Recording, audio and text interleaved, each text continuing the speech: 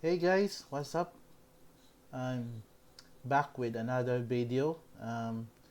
This time, ituturo ko sa inyo kung paano maglagay ng brand or watermark sa YouTube channel niyo. So, guys, i-demo ko sa inyo kung paano dito sa desktop ko. So, tara na. Bago ako magsimula, please guys, like my video, subscribe, and hit the notification bell for more videos to come. So,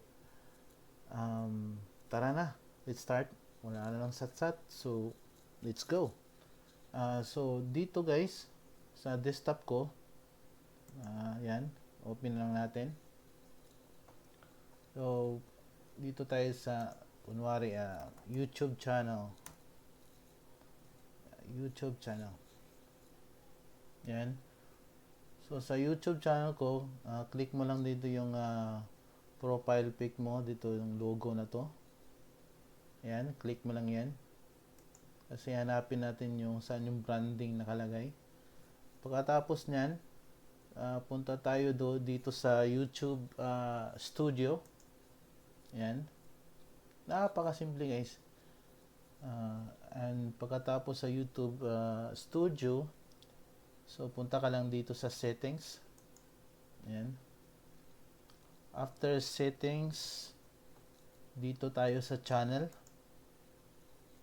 At saka makikita na dito yung basic info, advanced settings, branding, and the feature eligibility. So ang hinahanap natin na yun is branding. So click natin tong branding. Ayan guys, na nakita nyo, maglagay kayo. Adding a video watermark to your content is a great way to improve brand awareness and channel recognition.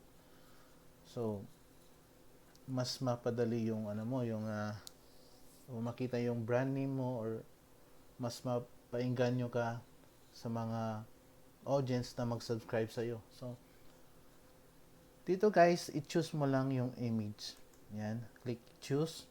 So, dito sa picture ko, may mga image ako. So, ito guys, may YouTube. Gusto ko kasi guys, yung yung sa akin, yung subscribe button, parang lang, logo. So, may dalawa akong choice dito.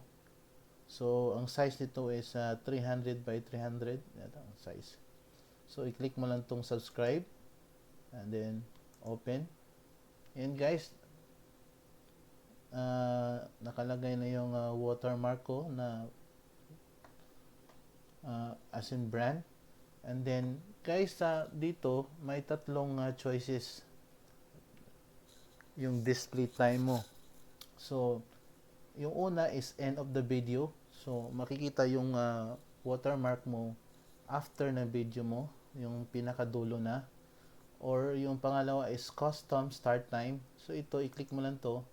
So, dito, choice mo kung in the middle or the start ba or in the end, ilalagay yung depende sa time, no? Ita-type mo lang yung 2 minutes or something, 5 minutes. Kung saan mag-a-appear yung logo mo. So, andi tayo dyan, no? Ang payo ko lang sa inyo, dapat entire video makikita siya. So, dito tayo sa entire video. And click lang natin save. Ayan, setting save. So i-refresh lang natin, no? Refresh lang natin. Tingnan natin kung nag-appear ba yung branding natin. Napakasimpleng guys, pero importante ito lalo na sa mga small YouTubers na katulad ko.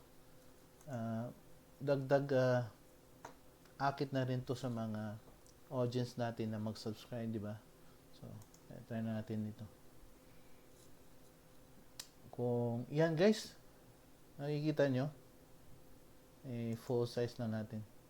Dito sa video ko nito, nakikita mo yung logo na subscribe button. So, entire video to. So, ayan guys, thank you for watching. And kung gusto nyo malaman kung anong format ng watermark, it is 150 by 150. Ito guys, dito ako nag-browse dito sa browser. Yan. Ayan. Tika muna. Paingay ng ano.